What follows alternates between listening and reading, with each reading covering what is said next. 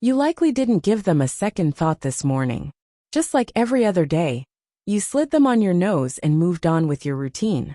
But behind those clear lenses lies one of the most underrated marvels of human ingenuity, an object so quietly embedded into our daily lives that we forget the radical transformation it triggered. This is the untold story of how eyeglasses altered not just how we see, but how we think, how we learn, and how we live. Let's rewind time. Far back, long before the world knew what a lens was. Imagine a world where blurry vision went uncorrected. People misread signs. Scholars miscopied texts. Artists misjudged depth. There were no optometrists, no prescriptions, and no sleek metal frames. Just struggle. The ancient Greeks and Romans may not have had eyeglasses, but they weren't blind to the problem. They observed how curved pieces of crystal or glass could enlarge small letters. Pliny the Elder even described the use of emeralds by Emperor Nero, who supposedly watched gladiator fights through them to shield his sensitive eyes. But it was the Roman philosopher Seneca who got even closer to the core of the idea. In the 1st century AD, he wrote about magnifying text using a globe of water, an early nod to the power of optics. Still, this was a time of crude attempts and curiosity, not solutions. Fast forward more than 1,000 years to medieval Europe. Northern Italy, to be precise. It's the late 1200s. In the workshops of Venetian glassmakers, something astonishing begins to take form. 2 curved lenses held together, meant to rest on the bridge of a nose. For the first time in human history, we have wearable eyeglasses. These first spectacles were basic, made with convex lenses that helped the farsighted read. And who needed them the most? Monks and scribes. These men were the keepers of knowledge, copying sacred texts by hand in dimly lit monasteries. One pair of glasses could change a life.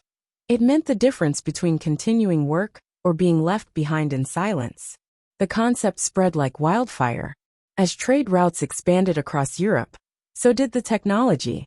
Glassmakers in Nuremberg, Paris, and London began crafting their own versions. The 14th century saw glasses evolve in shape and material, slowly becoming less of an oddity and more of a necessity. But something else was happening in parallel. The 15th century exploded with innovation, none more influential than Gutenberg's printing press. Suddenly, books weren't exclusive to the elite or the clergy.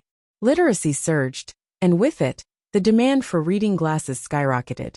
The lens was no longer just a tool for scholars. It became the gateway for the masses to engage with the written word. As more people began to read, learn, and question the world around them, eyeglasses became an essential part of intellectual progress. Without clear vision, much of the Renaissance wouldn't have been possible. But eyeglasses didn't stop there. In the 1600s and 1700s, new developments transformed these simple tools. British opticians began crafting frames with side arms that wrapped over the ears, a small but powerful improvement that kept glasses steady during use. And around this time, a curious American polymath named Benjamin Franklin grew tired of constantly switching between 2 pairs, one for reading, one for distance. His solution? The bifocal lens, a revelation that remains in use today. Throughout the 18th and 19th centuries, eyeglasses began to reflect more than just optical function. They became social symbols. In some cultures, wearing glasses was a mark of intellect and sophistication. In others, it became a subtle sign of age or decline. Writers, professors, and philosophers wore them like badges of honor. Politicians too. Abraham Lincoln's iconic wire-rimmed glasses are etched into history. Then came the Industrial Revolution, and everything changed. Mass production hit the optical industry, and suddenly, glasses weren't handcrafted luxuries anymore. Factories churned out affordable frames and lenses, making vision correction accessible to ordinary citizens. New materials, like celluloid and lightweight metals, replaced fragile glass and bone. Spectacles became durable, portable, and personal. The 20th century ushered in a new relationship with glasses. They stopped being just tools for the aging or the scholarly. They became part of personal identity. Movie stars wore them. Musicians embraced them. Designers reimagined them.